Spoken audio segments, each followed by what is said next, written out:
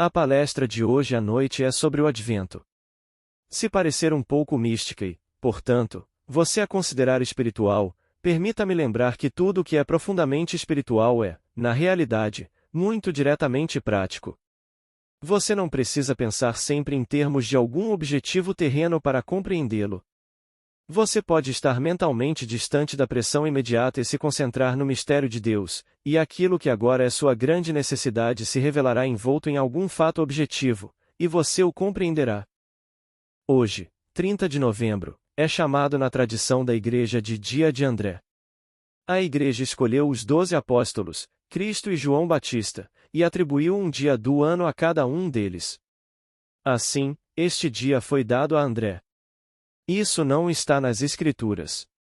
Na verdade, Paulo, em sua carta aos Gálatas, nos adverte contra tal prática. Ele disse: Vejo que vocês observam dias, meses, épocas e anos. Temo que o meu trabalho com vocês tenha sido em vão. Porque este dia poderia ocorrer a qualquer momento do dia, em qualquer dia do ano, você não precisa esperar por um 30 de novembro específico para vivenciá-lo. Tudo se baseia no primeiro capítulo do Evangelho de João. Nesse primeiro capítulo, somos informados de que João Batista estava com 2 de seus discípulos quando olhou e viu Jesus, e disse: Eis o Cordeiro de Deus. Versículo 29.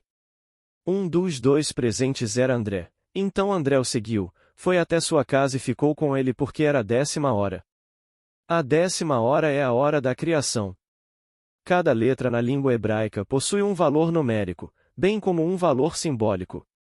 Assim, a letra Yod, que inicia o nome de Deus, Yod, Re, Val, Re, tem o valor numérico de 10, mas o valor simbólico de a mão do Criador é uma mão criadora. Também possui o símbolo de um selo, o selo da criação. Era a 10ª hora. Ele primeiro encontrou seu irmão, Simão Pedro, e lhe disse que havia encontrado o Messias, que significa o Cristo. Então, no mesmo capítulo, somos informados de como sabemos que ele é o escolhido. Assim, nos é dito: Encontrei aquele de quem Moisés escreveu na lei e os profetas. Pois tudo é prefigurado no Antigo Testamento. O Antigo Testamento, ou a história do Antigo Testamento, é uma prefiguração do Cristo. De fato, segundo certos princípios rabínicos, o que não está escrito nas Escrituras não existe. Todas as realizações dos homens são como nada se não estiverem nas Escrituras. Bem, nem todas as realizações dos homens estarão nas Escrituras, porque aquilo de que as Escrituras falam ocorre nas profundezas da alma humana. Não há história secular na Bíblia, é toda história sagrada. Então, voltemos à primeira palavra que o designou como o Cristo. Eis o Cordeiro de Deus. Buscamos nas Escrituras, naturalmente no Antigo Testamento, onde ela é usada. Encontramos em Gênesis 22. Aqui está um protótipo do verdadeiro sacrifício. Abraão levou seu filho Isaque ao monte para sacrificá-lo. Isaque disse: Pai, vejo o fogo e a lenha, mas onde está o cordeiro para o sacrifício? O pai respondeu: Deus proverá o cordeiro para o sacrifício. Versículo 7. E os 2 seguiram juntos. Vocês conhecem a história. Um substituto foi encontrado, o rapaz não foi sacrificado, um bode foi sacrificado em seu lugar, um substituto. Mas não há substituto para este sacrifício no verdadeiro drama da alma. Deus se torna homem para que o homem possa se tornar Deus. Se eu não morrer, tu não podes viver, mas, se eu morrer, ressuscitarei, e tu estarás comigo. Blake, Jerusalém. Este sacrifício não é vicário, é um sacrifício real onde Deus se esvazia de seu poder criador e assume a limitação de um homem, sendo o homem o seu sepulcro. Filipenses 2, 7. Este é o grande mistério da vida através da morte. Se o grão de trigo, caindo na terra, não morrer, fica ele só, mas, se morrer, dará muito fruto. 30, 60, 100 vezes mais. Eis, portanto, o mistério da vida através da morte. Hoje, eles aguardam a vinda de Cristo. Isso já dura séculos e eles estão olhando na direção errada. Pois a palavra advento é um termo usado para designar a vinda de Cristo no fim desta era. O fim desta era marca o início de uma nova criação completa. Mas a transição desta era para uma nova era não é uma questão do futuro, é a vinda de Jesus Cristo. Então, onde ele está e onde devo procurá-lo? Jesus Cristo está sepultado em você. Se ele não estivesse em você, você não poderia viver, simplesmente não poderia. Você não poderia respirar se Deus não estivesse realmente sepultado em você. Você é o seu sepulcro. Ele não poderia ressuscitar no homem em quem ele não existe. Ele não poderia emergir do homem em quem ele não existe. Portanto, a sua vinda não pode ser de fora, a sua vinda deve ser de dentro. Você o encontrará, todos o encontrarão, dentro de si. Mas quando ele o encontrar, não será em outro ser. O sacrifício foi tão completo que ele se entregou a você. Primeiro, ele te deu vida, um ser vivente, e o seu objetivo é fazer de você um espírito vivificante. 1 Coríntios 15 versículo 45. O propósito de toda a vasta criação, este universo infinito, é criar vida.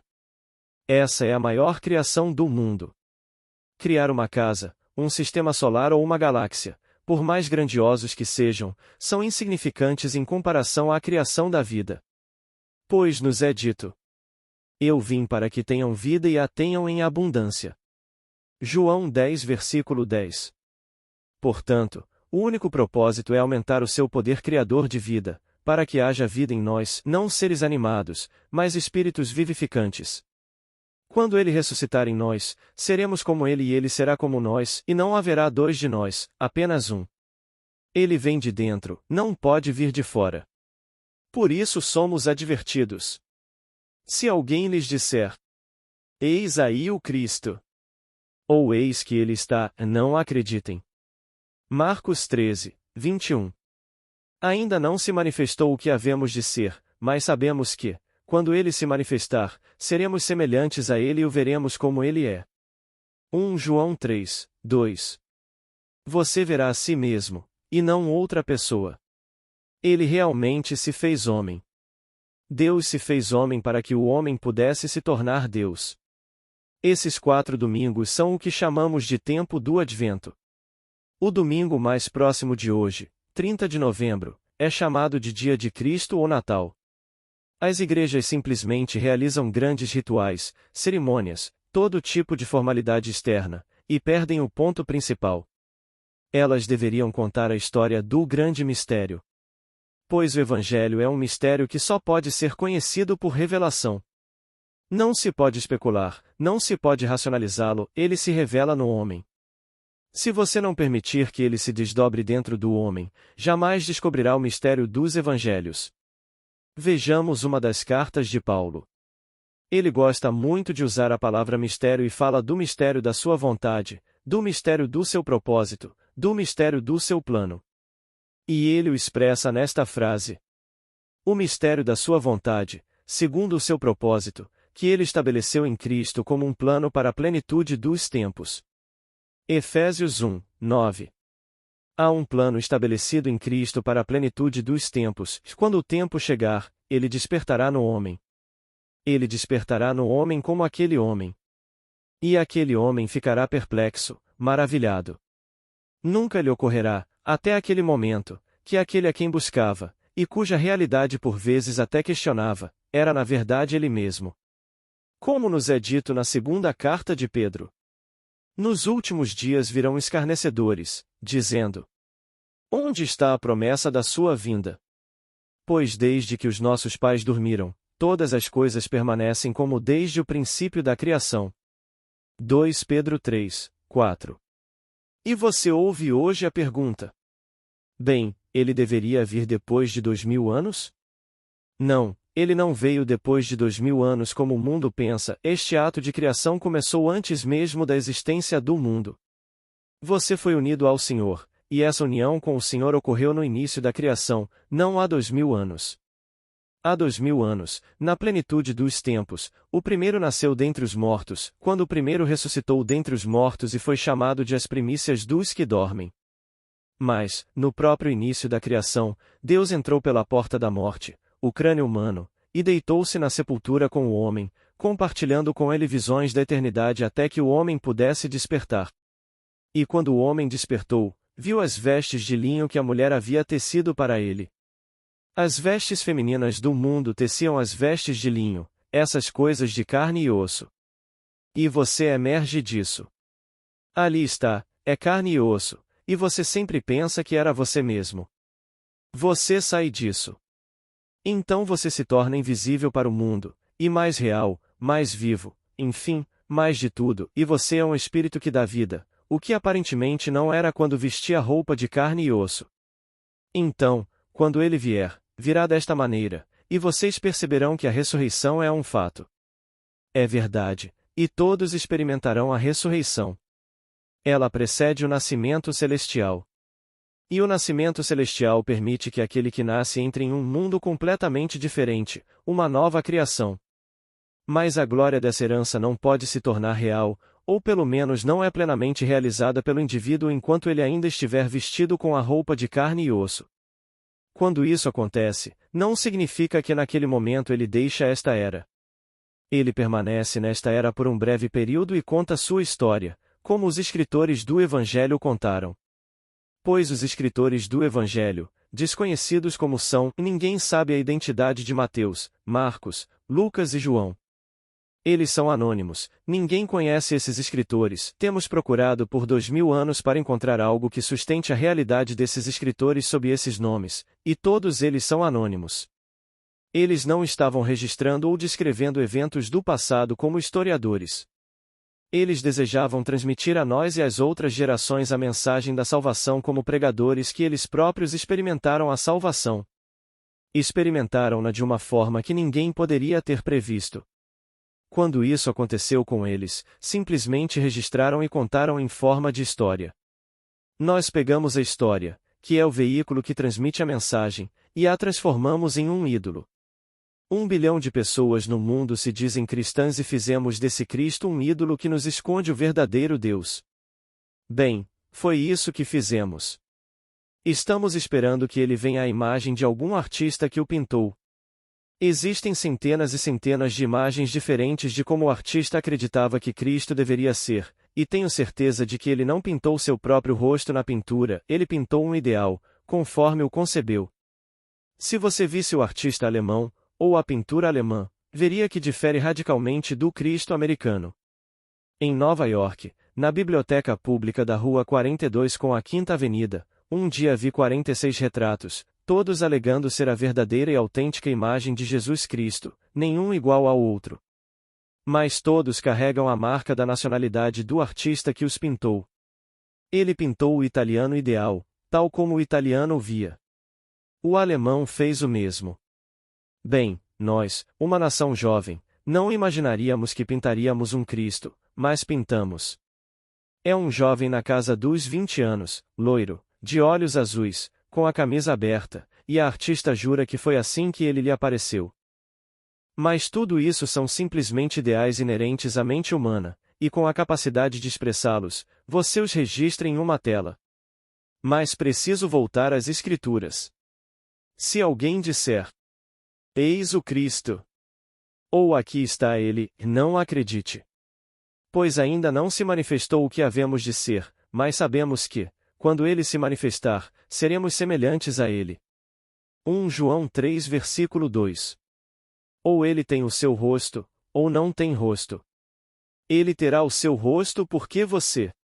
Mas o seu rosto será elevado a um grau tão grande de beleza, força e caráter que você jamais conseguiria conceber, mesmo que vivesse para sempre, e, no entanto, lá está.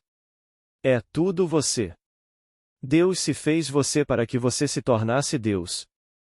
Você pergunta: o que, um homem? Sim, Deus é homem, amor infinito e, ainda assim, homem. Parece incrível, mas não estou especulando. Eu estava na presença do Cristo ressuscitado, e aqui está ele, um homem. Uma única emoção permeava todo o meu ser, o amor. Mas o amor não se limita à veste, radiante como é, sem circunferência, ainda assim é amor, amor infinito. Então ele me abraçou e nos fundimos, tornando-nos um. Eu vesti a forma humana divina, e essa forma humana divina é amor, nada além de amor. Então ele te envia. Porque estar em sua presença é um pré-requisito para o apostolado, ninguém pode ser enviado a menos que esteja na presença daquele que o envia. Como Paulo disse: Não sou eu apóstolo. Não vi Jesus, o Senhor? 1 Coríntios 9 versículo 1. Tê-lo visto era algo necessário para ser enviado, pois ele te abraça, te incorpora ao seu corpo, e você é a forma divina. Portanto, quando você é enviado, você não é deixado sozinho. Ninguém vê, pois ainda não despertaram o olho que pode ver a veste que você veste.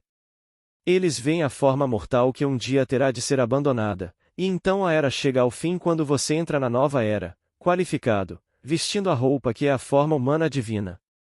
Essa espera pela sua vinda. Será em vão esperar se você ficar de fora.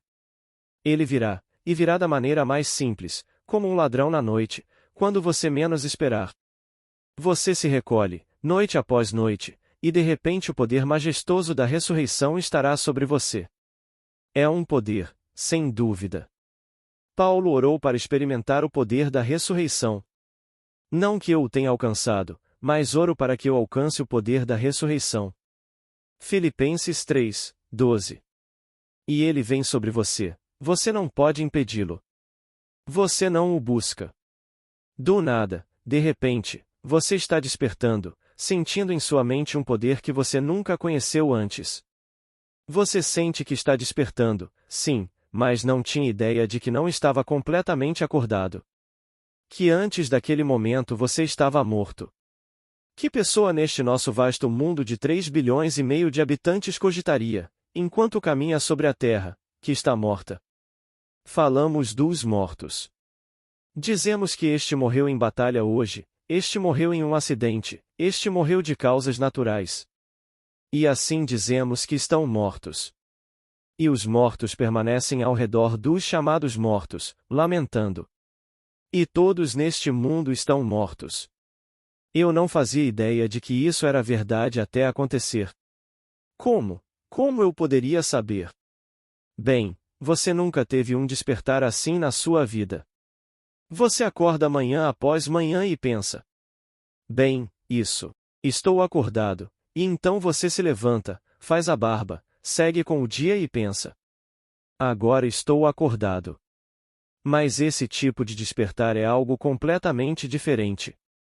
Você se encontra selado dentro do seu próprio crânio. Lá está você, completamente selado. Você sabe, no fundo da sua alma, o que fazer, não precisa de ajuda externa. Mas você não sabia naquele momento quem você realmente era até que as coisas começassem a se revelar. Você só sabe que não houve perda de identidade. Você simplesmente acorda e pressiona a base do seu crânio. Você está totalmente acordado e totalmente de pé. Considerando tudo, em relação ao seu crânio, é como se você estivesse deitado ali. Eu sou praticamente do mesmo tamanho que meu crânio enquanto estou aqui em pé e você está sentado aí. Essa é a diferença. Um crânio minúsculo como o meu, e eu estou aqui dentro, ainda um homem adulto num lugar como este, e é um crânio. Sem abertura, nem para dentro nem para fora. Eu saio de cabeça, e você sai de um jeito peculiar, como uma criança nascendo, mas você é um homem. Então você se retira, exatamente como é dito no capítulo 30 do livro de Jeremias, versículo 6. Ele não responde à pergunta, ele pergunta: pode um homem gerar um filho? A resposta óbvia é não, por quê? Então, vejo todos os homens com as mãos na cintura, se retirando de si mesmos, como uma mulher em trabalho de parto. Porque todos os rostos empalideceram. É exatamente isso que você vai experimentar. Então você sai, e aqui está a coisa da qual você acabou de emergir. Bem, você emergiu dela, porque sabe exatamente como saiu. E então vem o desenrolar da história para cumprir as Escrituras. Pois no livro de Hebreus, ele faz 1000 perguntas. Em cada capítulo, ele apoia seu argumento referindo-se às Escrituras ou citando-as. Ele disse: A quem ele disse: Tu és meu filho, eu hoje te gerei. E novamente proclamei o teu nome a todos os meus irmãos. Ele não se envergonha de chamar o mundo inteiro de seus irmãos. Não apenas proclamarei o teu nome aos meus irmãos, como também te louvarei na congregação. E ainda: Eis-me aqui, com os filhos que Deus me deu. Eis-me aqui com os filhos que Deus me deu. O que ele me deu? 2. Ambos são sinais e presságios em Israel, vindos do Senhor dos Exércitos que habita no Monte Sião. São apenas sinais. O primeiro que ele me dá é um bebê envolto em panos, e então eu sei quem eu sou. Pois eu olho e eis que estão as testemunhas do evento. Elas não me veem. Como poderiam ver o homem ressuscitado? Elas ainda pertencem a esta era. Elas veem o sinal de algo que aconteceu e conhecem o significado desse sinal, mas questionam. Não conseguem acreditar que isso possa acontecer com alguém que conhecem tão intimamente neste mundo de homens mortais. Como isso poderia acontecer com ele? Nós o conhecemos de trás para frente, suas fraquezas, suas limitações, tudo sobre ele. E aqui, ele vê, e um deles proclama, afirma e apresenta a evidência: eis um bebê envolto em panos. Ele o coloca na cama. Não lhes fiz perguntas. Eles não podem me ver. Mas eu tenho o poder de levantar o símbolo, o sinal da criança que ele me deu, e o pego. E eu o pego e lhe digo algo carinhoso. Então tudo se dissolve. O segundo filho que ele me dá. Por que ele me dá 2 em cumprimento do capítulo 9 de Isaías? Neste dia, um menino nos nasceu, um filho nos foi dado. Versículo 6. São 2 filhos completamente diferentes. O menino nasceu, o filho nos foi dado. Contudo, ambos são sinais e presságios em Israel, vindos do Deus dos Exércitos. São todos sinais. O primeiro é o sinal do seu próprio nascimento em um mundo completamente diferente, e o segundo é um sinal do Pai ressuscitado em você. Pois desde que os pais dormiram, todas as coisas permanecem como desde o princípio da criação. 2 Pedro 3 versículo 4. Bem, quem são os pais? Você. Independentemente do seu sexo aqui, você é o pai que adormeceu. No próprio princípio da criação, nós éramos os Elohim e deliberadamente. Isso não é pensamento de emergência. Isso era um plano desde o princípio para criar a vida. E tivemos que morrer propositalmente, deliberadamente. Ninguém tirou a minha vida. Como está escrito em 10 de João. Ninguém tira a minha vida, nem jamais a tirou, eu a dou por mim mesmo. Tenho poder para dá-la e para retomá-la. Eu e o Pai somos um. Versículos 18, 30. Nós somos os pais. Os pais são os Elohim. É uma palavra no plural que significa Deus. Mas nós somos os deuses que decidiram, no princípio, criar mais vida. Porque sem vida, o que seria o universo morto? Dizem que este planeta está morto, a Lua está morta, tudo está morto, outras áreas, por mais brilhantes que sejam, estão mortas, não poderiam sustentar a vida. E a maior criação do mundo é criar vida. Então decidimos criar mais vida, e para isso tivemos que morrer.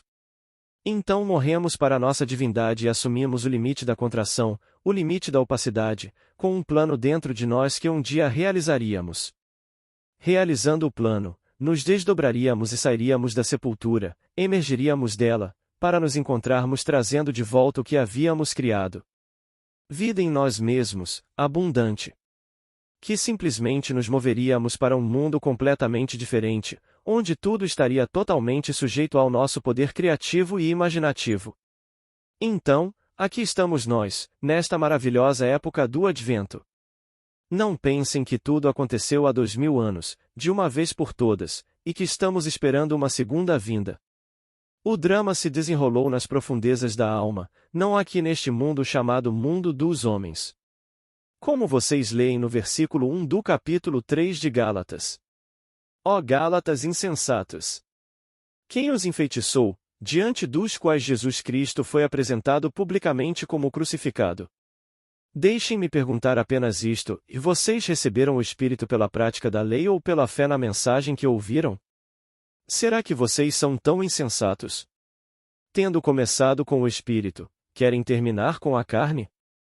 E o mundo inteiro aguarda a sua vinda em carne e osso.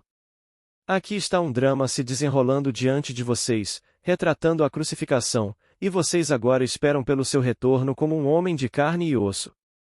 Carne e sangue não podem herdar o reino de Deus. 1 Coríntios 15 versículo 50. É o Espírito. Então, quando você viu a peça se desenrolar para sua edificação, era uma peça, e você viu a peça, ouviu a peça e extraiu o significado dessa peça.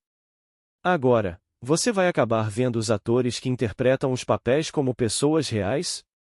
O que a peça transmitiu? Ela transmitiu a você o plano de Deus de sua autorredenção, pois no final só existe Deus. Então, aqui está a maravilhosa história do Advento, que culmina no Natal.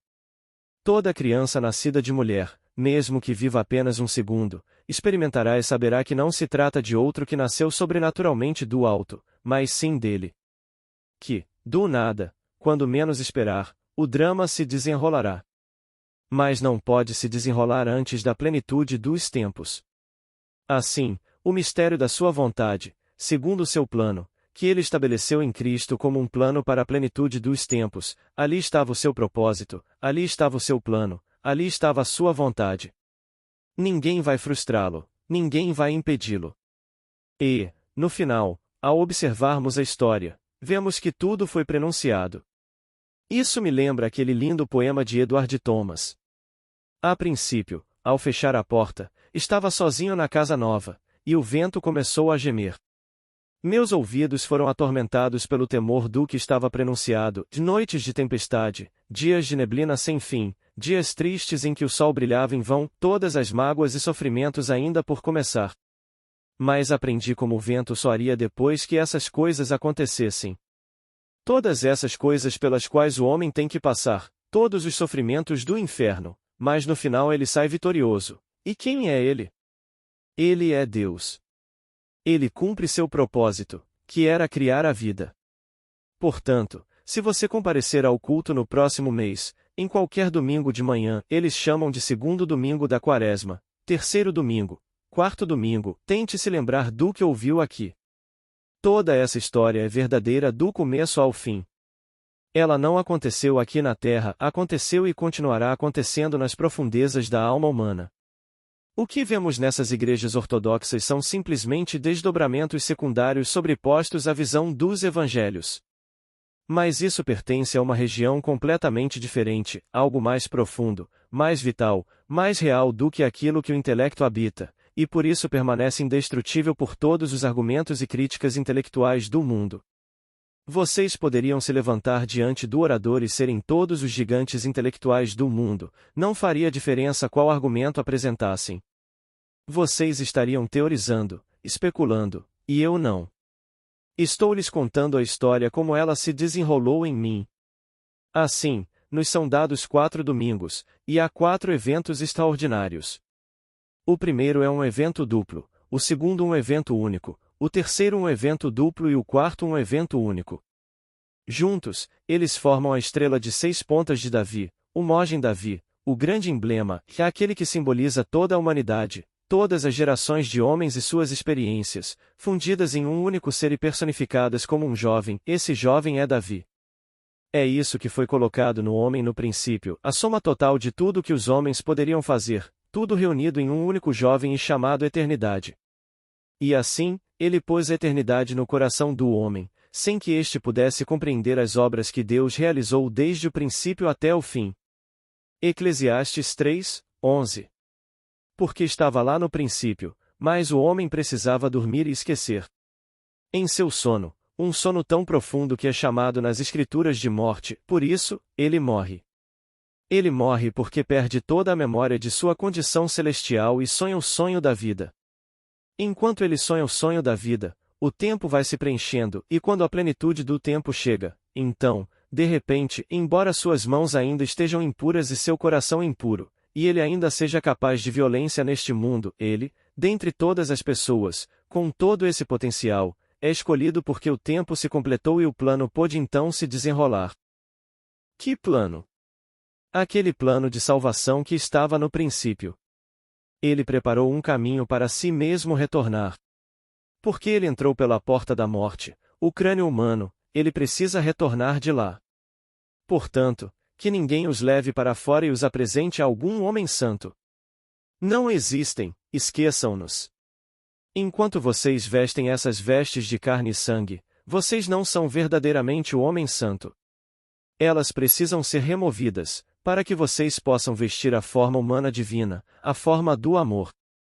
Mas, enquanto ainda as vestimos, sob certas circunstâncias, ainda somos capazes de horror, de violência. Tudo aquilo que vocês simplesmente condenariam. Contudo, enquanto vocês permanecem imóveis e seus pecados são como escarlate, vocês estão sendo lavados e se tornam brancos como a neve. Porque ele os liberta e vocês são o Cristo de quem ouviram falar.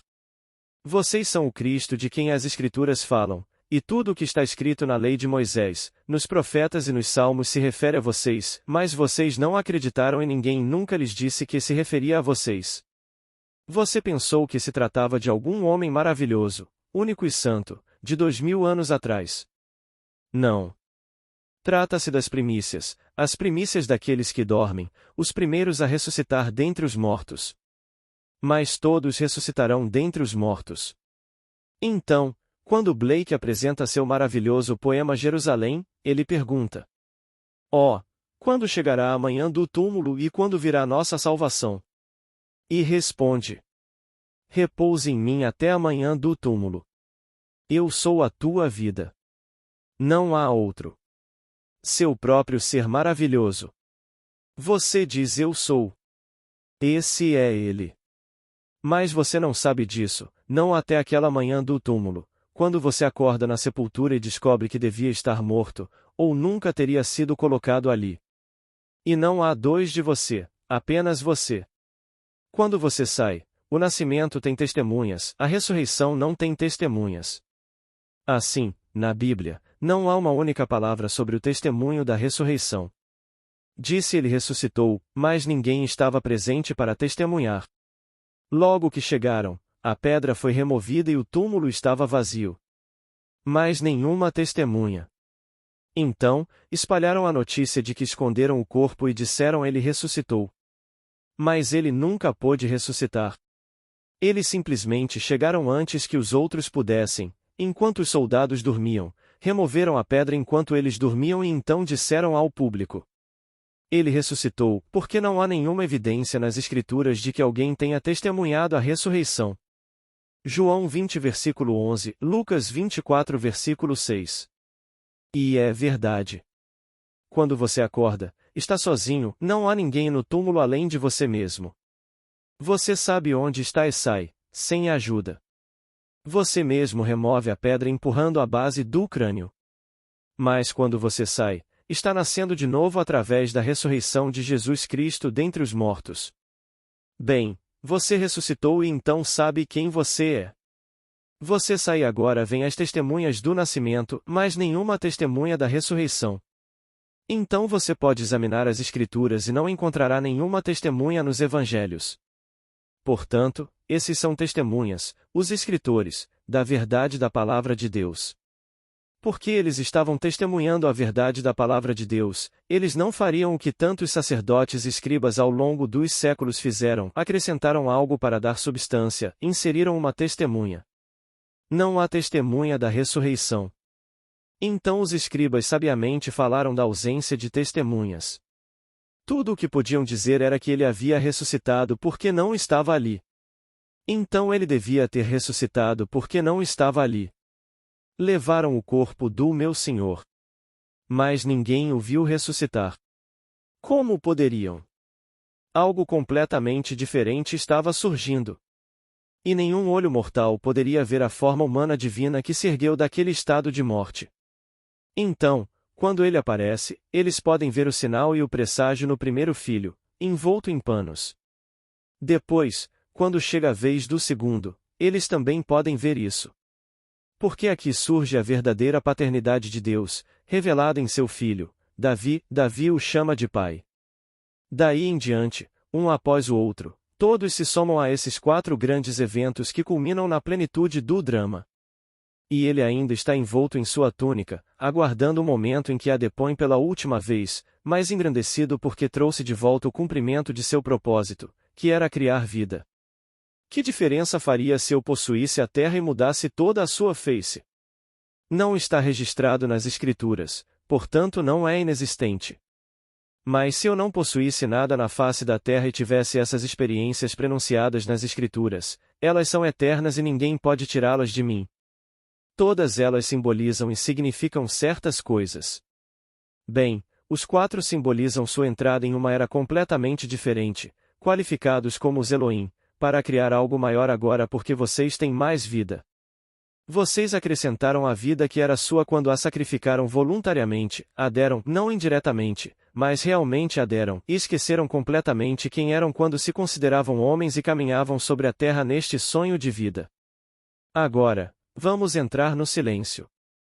Como eu disse no início, não se perturbem com isso em relação à lei, pois a lei veio depois da promessa. A promessa veio primeiro, a lei foi acrescentada. 400 anos, como lhes dizem, é simbólico. Não significa 400 anos como você e eu medimos o tempo. Novamente, 400 é a última letra do alfabeto hebraico, seu símbolo é uma cruz, Tov, a 22ª letra. Dizem que, após os 400 anos, a lei foi dada ao homem. Depois que ele foi pregado na cruz e iniciou sua jornada, então veio a lei para amortecer os golpes inevitáveis. Portanto, aprendam a lei, alegrem-se nela e realizem seus sonhos na terra. Isso não é para afastá-los da lei, mas a promessa veio primeiro. E se, ao final da jornada, vocês não possuírem nada na terra, possuirão tudo quando a jornada terminar, pois retornarão à sua divindade. Pergunta inaudível. Resposta. 4. Há 4 domingos no que se chama de tempo do Advento. O primeiro foi no domingo passado. Se quiser ficar confuso, pegue o livro de orações em inglês. Pergunta. Eu me perguntei se esses 4 simbolizavam. Resposta. Sim, os 4 grandes eventos. Mas eles pegaram esses dias maravilhosos, que de qualquer forma não deveriam ser celebrados, e deram a vocês todo tipo de, para lerem naquele dia, e isso está tão distante dos eventos. O primeiro evento é a ressurreição e o nascimento. A ressurreição vem primeiro, o nascimento vem depois. Como Pedro nos diz no capítulo 1, versículo 3. Pois somos regenerados pela ressurreição de Jesus Cristo dentre os mortos. Portanto, o nascimento segue a ressurreição de Jesus Cristo dentre os mortos. Bem, você não vê ninguém, mas só Jesus Cristo morreu. Jesus Cristo é o próprio Deus, esse é você. Se eu disser Jesus Cristo ao mundo, a mente viaja 2000 anos no tempo e para todos os lugares, menos onde ele está, todos os lugares, menos onde ele está. E ainda assim, esse é Jesus Cristo. Só que ele está sepultado em todos aqueles em quem ele ainda não despertou, mas é o mesmo Jesus Cristo. Quando ele despertar, você nascerá de novo, mas é através do seu despertar que é chamado de sua ressurreição. Não deixe ninguém lhe dizer que você é menos que o Jesus Cristo das Escrituras. Deixe-os fazer o que quiserem. Dirão que tudo isso é blasfêmia. Bem, eu não levantaria um dedo em oposição. Não estou teorizando. Deixe-os teorizar até que aconteça com eles. Pergunta. Qual é a segunda ressurreição mencionada na Bíblia? Resposta. A segunda é mencionada em se a segunda morte, a segunda ressurreição, a segunda vinda. Se o drama aconteceu, quando acontece é uma segunda vez. Isso o afirma. A segunda vez é sempre afirmação, confirmação. Como nos é dito em Gênesis 41, se o sonho se repete, está determinado e nenhum poder pode mudá-lo. Versículo 5. Então, quando o sonho do faraó se repetiu naquela noite com símbolos diferentes, José disse: O Senhor o determinou e em breve se cumprirá. Se ele se repete. Portanto, quando o drama de Jesus Cristo se repete no homem, pois seu verdadeiro retorno é quando ele repete em nós tudo o que está registrado nas Escrituras sobre ele, esse é o retorno, a segunda vez. Mas tudo aconteceu no princípio. Posso dizer-lhe, caso nunca me tenha ouvido dizer isto antes, que a crucificação não é apenas um ato voluntário, ninguém tira a minha vida, eu a entrego por mim mesmo. Tenho o poder de a entregar e o poder de a levantar novamente, mas a crucificação, um dia, você terá uma lembrança dela, porque tudo isso já passou, tudo ficou para trás. Se fomos unidos a Ele na semelhança da sua morte, certamente também o seremos na semelhança da sua ressurreição. Romanos 6, 5. Mas posso lhe dizer por experiência própria que é a alegria mais estática do mundo.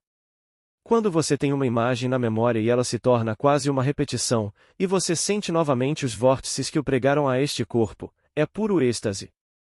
Nada doloroso. É a jornada que é dolorosa. Quando você se esquece de quem você é e nem sequer sabe que está carregando o caixão consigo. Veja bem, Gênesis, que é a semente de toda a Bíblia, começa com no princípio, Deus, essa palavra é Elohim, e termina num caixão no Egito. Gênesis 1 versículo 1, 50 versículo 26. Este é o Egito. Hoje, um homem pensa que pega um avião e vai para o Egito, pois esse é o limite do alcance humano. Mas o mundo é o Egito e um dia faremos nosso êxodo do Egito, do mundo, no fim desta era. Esse fim só virá depois de sermos ressuscitados e nascermos do alto. Quando isso acontecer, estaremos saindo do Egito, isto é, deste mundo de carne e osso. E posso lhes dizer, nenhum falhará, nenhum. Pergunta. Neville, aparentemente alguns falharão nesta encarnação, não acha? Resposta. Eu não chamo isso de fracasso. A pergunta era: aparentemente, alguns fracassarão nesta encarnação? Não posso chamar isso de fracasso porque o tempo está se preenchendo, e o que eles estão fazendo agora é essencial para a plenitude do tempo que virá. As experiências pelas quais estão passando agora são essenciais. Mas, com a lei, você ainda passa pelas experiências, amortece os golpes e faz todo tipo de coisa. Você pode ser o homem que quiser ser. Se o mundo disser que isso é tolice ou não, não me importo com o que digam, você pode. A edição atual da revista Time, você viu? Todos milionários antes dos 40. Bem, há outros lá dentro. Por que a Time publica algo assim, eu não sei, porque parece tão estúpido fazer disso um problema. Há um lá dentro, não vou mencionar o nome. Conheço muito bem a cunhada, a esposa e o cunhado dele por casamento. Aqui está o irmão dele, que afirma ter mais de 20 milhões de dólares. Ele admite ter 34. Claro, ele tem mais de 40, então não puderam colocá-lo na capa. Mas quem o conhece diz que ele é como uma criança pequena e admite nesta pequena entrevista que não pode viajar como gostaria por causa da pressão dos negócios, e, portanto, dinheiro não é tão importante. E se você o conhece, sabe que dinheiro é importante para ele. Ele o considera um deus. Não existe sucesso neste mundo além do sucesso de ter dinheiro. Mas, na imprensa, ele desdenha disso, como se não existisse. Ele venera o ouro. Venera mesmo. Se você atrasar 24 horas no pagamento de um de seus carros, ele é retomado. Sem espaço para discussão, absolutamente nenhuma. Essa é a atitude dele em relação à vida. Mais sucesso. A própria palavra. Ele disse: aquele homem é um homem de sucesso. Quanto ele tem? Não era isso que eu queria dizer. Eu estava apontando para Einstein. Ah, bem, ele não tem dinheiro. Ele não é um sucesso, ele não tem dinheiro. Bem, o único verdadeiro. Todos serão bem-sucedidos no verdadeiro sentido da palavra. É o fim, quando o drama se desenrola em sua plenitude dentro deles. E então, o mundo inteiro pelo qual você passa, posso lhe dizer, desaparecerá e não será mais lembrado, desaparecerá completamente, todas as coisas passarão. Pergunta: o que se pode fazer para facilitar esse advento, essa percepção? Minha querida, tudo o que você pode fazer é depositar toda a sua esperança nesta graça que lhe será concedida na revelação de Jesus Cristo. É uma dádiva. Você não pode conquistá-la, portanto não pode se vangloriar. Você não pode apressá-la. Aquele maravilhoso segundo capítulo de Abacuque. A visão, que é a visão que estava no princípio. A visão tem o seu tempo determinado, amadurecerá e florescerá. Se demorar, espere, porque é certo e não tardará. Versículo 3. Esse tempo está se preenchendo e, quando você menos esperar, acontecerá. Você não precisa ser o que se chama de um bom homem. O mundo inteiro está tentando conquistá-la, adquirindo mérito.